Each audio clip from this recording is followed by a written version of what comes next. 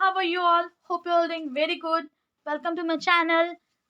So आज हम अपने डिस्कशन को आगे बढ़ाएंगे और कल वाला रिवीजन करेंगे because revision is most important. लेकिन जिस किसी ने भी अगर वीडियो नहीं देखी है तो आप प्लीज़ जा करके पहली वीडियो देख लीजिएगा ताकि आपको आगे के कॉन्सेप्ट अच्छे से क्लियर हो. और मैं लिंक डिस्क्रिप्शन में पहली वाली वीडियो का लिंक डिस्क्रिप्शन में आपको मेंशन कर दूंगी. आप वहां से जा करके पहली वीडियो देख सकते हैं. So let's start with the first chapter of Indian contract act. लेकिन उससे पहले रिवीजन करेंगे.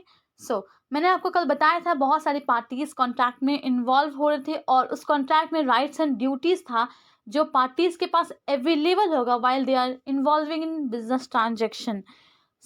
इंडियन कॉन्ट्रैक्ट एक्ट सितंबर 1, 1872 को आया था और वो होल ऑफ इंडिया में एप्लीकेबल है. मैंने कुछ टर्म्स बताए थे आपको, अग्रीमेंट और कॉन्ट्रैक्ट से रिलेटेड राइट. तो अग्रीमेंट वो होता है एवरी प्रॉमिस और set of promise forming the consideration for each part other, वो एग्रीमेंट होता है. एग्जाम्पल से हम आपको समझाते हैं फिर से. लाइक वर्मा जी ने शर्मा जी का मैंने एग्जाम्पल दिया था. एग्जाम्पल प्लीज़ आप लोग याद रखिएगा बिकॉज एग्जाम्पल्स के थ्रू बहुत कुछ समझा जा सकता है. लॉ में example is most important. Verma ji and Sharma ji ने ऑफर दिया था शर्मा जी को कि आप 10 लाख रुपीज़ में मेरा घर खरीद लीजिए. तो शर्मा जी ने एक्सेप्ट भी किया था कि ठीक है सर वर्मा जी मैं आपका घर खरीद लूँगा 10 लाख रुपीज़ में. वर्मा जी ने ऑफर दिया, शर्मा जी ने एक्सेप्टेंस दिया, तो दोनों के बीच में एग्रीमेंट फॉर्म हुआ. अगर हम देखें तो वर्मा जी ने प्रॉमिस किया कि मैं तुम्हें घर दूंगा. शर्मा जी ने प्रॉमिस किया कि मैं आपको उस घर के बदले 10 लाख रुपीज़ दूंगा. तो दोनों ने एक दूसरे को प्रॉमिस किया और दोनों ने एक दूसरे के लिए कंसिडरेशन फॉर्म किया. तो दोनों के बीच में एग्रीमेंट हो गया. तो 3 टाइप का एग्रीमेंट था, social agreement, domestic agreement and commercial agreement. पर सोशल एग्रीमेंट और डोमेस्टिक एग्रीमेंट दोनों लीगली बाउंड नहीं करते पार्टीज को. एग्जाम्पल के लिए अगर मैं डोमेस्टिक एग्रीमेंट का राम और सीता का एग्जाम्पल लेती हूँ, राम ने ऑफर दिया सीता को कि ठीक है मैं आपके लिए नेकलेस लेके आऊँगा. सीता ने एक्सेप्ट भी किया, ठीक है आप मेरे लिए नेकलेस लेके आइए. लेकिन अनफॉर्चुनेटली राम नहीं ला पाए उसके लिए नेकलेस. तो क्या सीता उनके अगेंस्ट केस फाइल कर सकते? नहीं, because they don't bound each other legally, right. एक दूसरे को लीगली बाइंड नहीं कर रहे, तो इसके वजह से वो कोर्ट में जाकर के राम के अगेंस्ट केस नहीं कर सकती. बट कमर्शियल एग्रीमेंट को अगर देखें तो वो एक दोनों पार्टी को लीगली बाउंड करता है. जैसे मान लीजिए राम ने और श्याम ने एग्रीमेंट किया कि राम ऑफर दिया श्याम को कि मैं तुम्हें अपना कार सेल करूंगा 10 लाख रुपीज़ ने, और श्याम ने एक्सेप्टेंस भी दी थी. लेकिन बाद में राम ने डिनाई कर दिया कि मैं तुम्हें अपना कार सेल नहीं करूंगा. तो श्याम के पास राइट है कि वो जाकर के कोर्ट में केस फाइल कर सकता है अगेंस्ट राम, बिकॉज उसने अपना वादा प्रॉमिस जो है फुलफिल नहीं किया. यहाँ पे एक दूसरे को वो लीगली बाउंड करते हैं और they can file suit against each other. अगर कोई डिनाई कर देता, अपना परफॉर्मेंस फुलफिल नहीं करता, तो वो एक दूसरे के अगेंस्ट केस फाइल कर सकते. तो कमर्शियल एग्रीमेंट एक ऐसा एग्रीमेंट है जो लीगली बाउंड करता है और अराइज करता है कॉन्ट्रैक्ट को. But where as social agreement और domestic agreement doesn't give rise to contract because they both parties don't bind each other legally. Okay, next term है कॉन्ट्रैक्ट. कॉन्ट्रैक्ट में जो टर्म है एलिमेंट्स इंक्लूडेड है, जिस एग्रीमेंट प्लस इन्फोर्सिबिलिटी एलिमेंट्स उसमें included है. मतलब एग्रीमेंट और वो ऐसा एग्रीमेंट जो इन्फोर्सिबल होगा लॉ के द्वारा, वो ही कॉन्ट्रैक्ट फॉर्म कर सकते हैं. Example commercial agreement.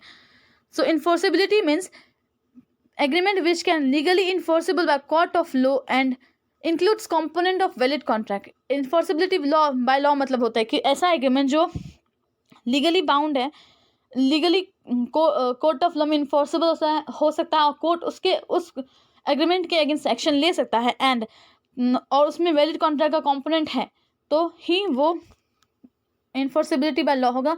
और वैलिड कॉन्ट्रैक्ट का कंपोनेंट हम लोग आगे पढ़ेंगे. हम लोग ये देख सकते हैं contract, all contract are agreement. हर एक कॉन्ट्रैक्ट एग्रीमेंट होता है but all agreement are not contract. ज़रूरी नहीं कि हर एक एग्रीमेंट कॉन्ट्रैक्ट ही बने. Example social and domestic agreement वो कॉन्ट्रैक्ट नहीं बन सकता, वेयर कॉन्ट्रैक्ट कमर्शियल एग्रीमेंट वो कॉन्ट्रैक्ट बन सकता है. तो कॉन्ट्रैक्ट में सिर्फ कमर्शियल एग्रीमेंट इंक्लूडेड होता है, लेकिन एग्रीमेंट में तीनों इंक्लूडेड होते हैं. आज हम अपने डिस्कशन को रखेंगे. आज वीडियो शॉर्ट रहेगी. सो आज हम लोग ये पढ़ेंगे which one is a wider concept and agreement और कॉन्ट्रैक्ट, ठीक। तो ये जानेंगे। तो अगर हम लोग ध्यान से पढ़ें, ध्यान से अगर पिछले चीज़ को रिवाइज करें, तो मैंने अभी तुरंत बताया कि अग्रीमेंट में तीनों अग्रीमेंट इंक्लूड है, सोशल, डोमेस्टिक और लीगल। वेर एज कॉन्ट्रैक्ट में सिर्फ कमर्शियल एग्रीमेंट इंक्लूड है, बिकॉज वो कमर्शियल एग्रीमेंट लीगली बाउंड करता है पार्टीज़ को और इन्फोर्सेबल भी है लॉ के द्वारा कोर्ट में, तो इसीलिए वही कॉन्ट्रैक्ट बनता है। लेकिन अग्रीमेंट में तीनों कॉन्ट्रैक्ट, अग्रीमेंट सोशल और लीगल ऑब्लिगेशन दोनों को अराइज करता है, लेकिन कॉन्ट्रैक्ट सिर्फ लीगल ऑब्लिगेशन को अराइज करता है। कॉन्ट्रैक्ट वही एग्रीमेंट इन्फोर्स कॉन्ट्रैक्ट उसी एग्रीमेंट के थ्रू बनेगा जो लीगली इन्फोर्सेबल बाय लॉ, इसीलिए एग्रीमेंट वाइडर कॉन्सेप्ट है और कॉन्ट्रैक्ट नैरोवर।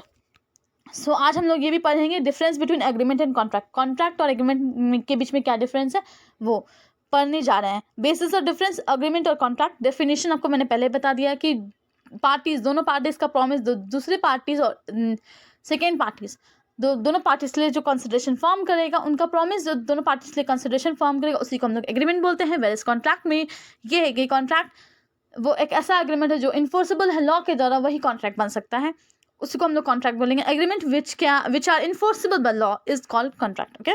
एलिमेंट्स इसमें इंक्लूड है अग्रीमेंट में ऑफर प्लस एक्सेप्टेंस। जैसे वर्मा जी ने ऑफर दिया था कि मैं तुम्हें अपना घर सेल करूंगा 10 लाख रुपीज़ में, तो वर्मा जी ने ऑफर दिया, शर्मा जी ने उससे एक्सेप्ट कर लिया, उसको एक्सेप्टेंस दे दिया कि हाँ ठीक है मैं आपका घर खरीद लूंगा 10 लाख रुपीज़ में।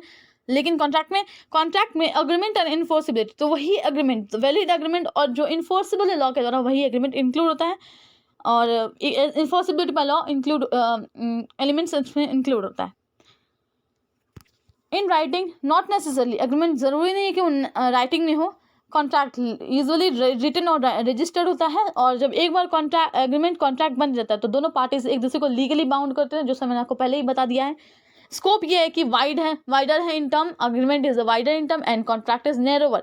मैंने आपको ये बता दिया है क्यों अग्रीमेंट वाइडर है और कॉन्ट्रैक्ट नैरोवर, बिकॉज ये लीगल एंड सोशल अग्रीमेंट दोनों को अराइज करता है। लेकिन कॉन्ट्रैक्ट सिर्फ लीगली इन्फोर्सेबल एग्रीमेंट, जो लीगली इन्फोर्सेबल है वैसा एग्रीमेंट इंक्लूड करता है। लीगल ऑब्लिगेशन, ये ज़रूरी नहीं कि लीगल ऑब्लिगेशन क्रिएट करे, it does not always grant right to parties. ज़रूरी नहीं कि हमेशा पार्टीज को राइट ग्रांट करे, तो वो इसमें ज़रूरी नहीं है। लेकिन कॉन्ट्रैक्ट लीगल ऑब्लिगेशन क्रिएट करता है और राइट्स भी हर एक दोनों पार्टी को, कॉन्ट्रैक्टिंग पार्टी को राइट्स मिलता है।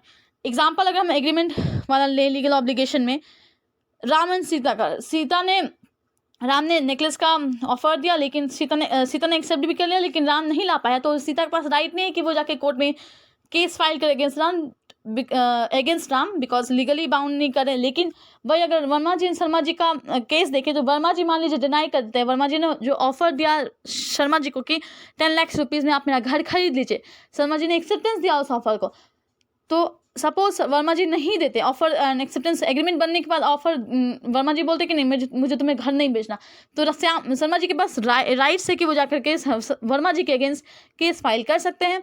सो वो दोनों एक दूसरे को लीगली बाउंड करते हैं। तो आज हम अपना वीडियो को ये रहने देते हैं, अपना डिस्कशन को यही रहने देते हैं। कल हम लोग एलिमेंट्स ऑफ वैलिड कॉन्ट्रैक्ट पढ़ेंगे। कल हम लोग एलिमेंट्स ऑफ वैलिड कॉन्ट्रैक्ट पढ़ेंगे। आज वीडियो ये रहने देते हैं। होपफुली आप सबको सब समझ आया हो, और प्लीज़ वीडियो को वो हर एक स्टूडेंट तक पहुंचाएगा जिसके लिए बेनिफिशियल हो। और प्लीज़ मेरी पहली वीडियो देख लीजिए, तभी इस वीडियो को देखिएगा, ताकि आपका जो कॉन्सेप्ट है वो ग्रेस्प उसमें अच्छा से हो जाए और आपको समझ में भी आए। मैं कल एक नई वीडियो डालूंगी वैलिड कॉन्ट्रैक्ट का कंपोनेंट पे। उसके बाद हम अपना डिस्कशन को कंटिन्यू रखेंगे। Thank you.